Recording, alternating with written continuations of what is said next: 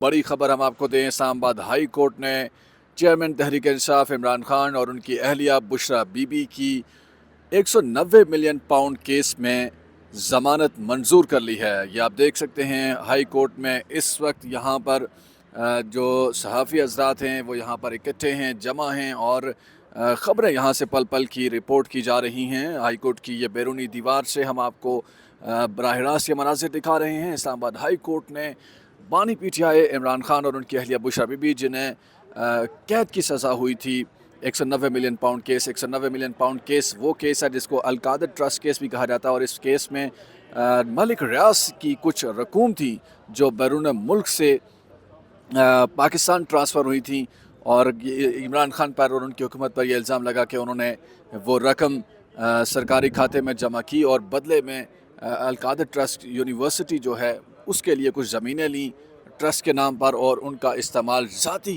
अपनी ज़ात के लिए किया, या इस तरह के कुछ इल्ज़ाम थे। लेकिन उसमें इमरान खान को और बुशरा बीबी को जेल के अंदर समातें हुई और सज़ा हो गई थी। मगर अब इस्लामाबाद हाई कोर्ट में जब ये ज़मानत का केस लगा तो यहाँ पर इमरान खान और बुशरा बीबी के लिए बड़ा रिलीफ आया है और अदालत ने बिलाखिर ये फ़ैसला सुना दिया है। ये कल इसके ऊपर चीफ जस्टिस आमिर फ़ारूक और जस्टिस तारिक महमूद जहांगीरी दो रुकनी बेंच ने अपना फ़ैसला महफूज किया था और आज महफूज शुदा फ़ैसले को अदालत ने सुना दिया है और इस फ़ैसले में कहा गया है कि इमरान खान और बुशरा बीबी जो हैं वो ज़मानत के हकदार हैं और उन्हें फ़िलफ़ौर रिहा किया जाए। रिहाई के ऑर्डर्स जो हैं वो जारी किए गए हैं इस्लामाबाद की हाई कोर्ट की अदालत से। ये जर्नलिस्ट आप देख सकते हैं कि यहाँ पर तमाम तर इस सूरत हाल की कवरेज में मसरूफ़ हैं।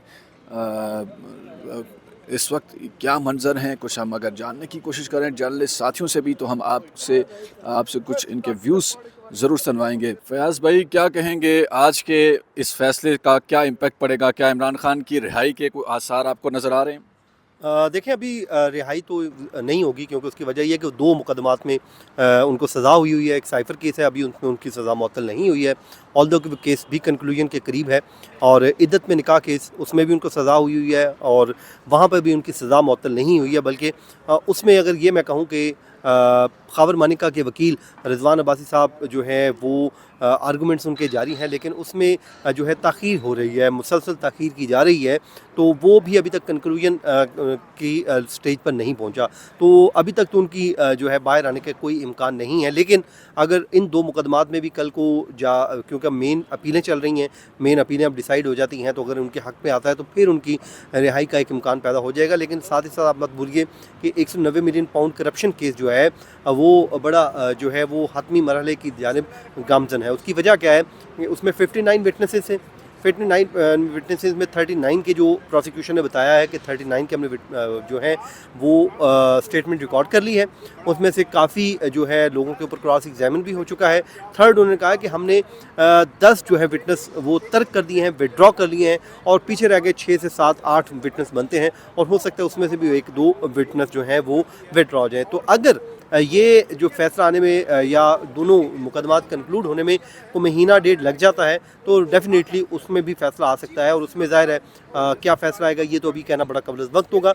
लेकिन फ़िलहाल 15-20 दिन महीना मुझे नहीं लग रहा कि उनकी रिहाई का कोई इम्कान वैसे तो इमरान खान के ख़िलाफ़ जितने भी केसेस हैं ज़्यादातर जो लोग कमेंट करते हैं वो कहते हैं ज़्यादातर पॉलिटिकली मोटिवेटेड हैं।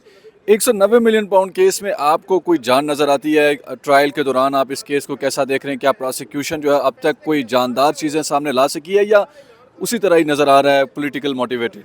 देखें अभी 190 मिलियन पाउंड करप्शन केस में जो मामला हुआ है वो क्या हुआ है, वहाँ से इशू ये हुआ है कि नैब के पास वो वाले डॉक्यूमेंट नहीं थे जो बार बार कोर्ट की जानिब से कहा गया।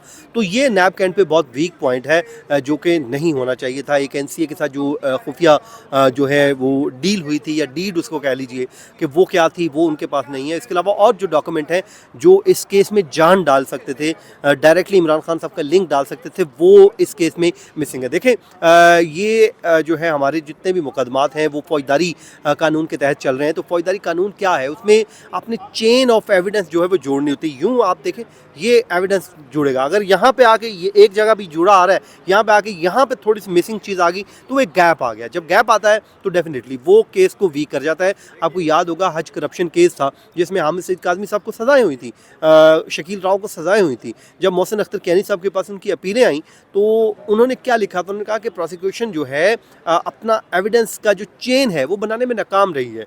जब चेन ऑफ एविडेंस नहीं बना तो वो इस्लामाबाद हाई कोर्ट ने उस टाइम उनकी एक्विटल कर दी थी।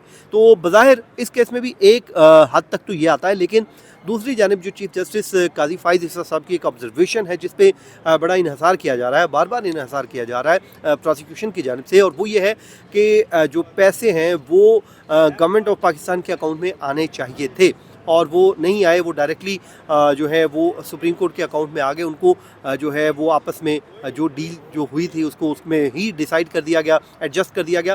तो एक ये ऑब्जर्वेशन तो है, लेकिन ट्रायल कोर्ट मेरे ख्याल में आमतौर पे जो कहा तो ये जाता है कि ट्रायल कोर्ट जो फैसला है वो हमारी ऑब्जर्वेशन से मुतासिर हुए बगैर दे, लेकिन ये किताबी बातें हैं। ट्रायल कोर्ट हमेशा जो है मुतासिर तो होती है। ये नहीं होता कि जब ऊपर से एक मुकदमा आता है या रिमांड बैक होकर कोई नीचे ट्रायल कोर्ट पे जाता है केस, तो हमने तो ये देखा है माजी में भी कि ट्रायल कोर्ट्स उसका असर तो ले रही होती हैं। भले मोटी लाइन लिखी होती है कि जी विदाउट एनी आप वो असर लिए आप इस पर फैसला कर दें, लेकिन फैसले पे असर तो होता है। बहरहाल जो है केस जो है आगे बढ़ेगा, उनका जो एविडेंस सामने आएगा तो उसमें चीज़ें पता चलेंगी। हो सकता है वो आगे चल कोई ऐसा एविडेंस ले आएँ कि जिसको वो कर सकें, लेकिन यहाँ पे वो जो डॉक्यूमेंट मांगे जा रहे थे वो नहीं दिए गए। हो सकता है वो ट्रायल में दे दें और ट्रायल में उनका जो केस है वो खामियाँ जो पहले उन्होंने बड़ी स्पीडी ट्रायल करके साइफर केस में या तोशाखाना केस में की, देखिए इस वक्त वो खामियाँ तो नहीं है, इसमें वो सुकुम तो नहीं किए जा रहे। जैसे क्रॉस एग्जामिन का राइट छीन लिया गया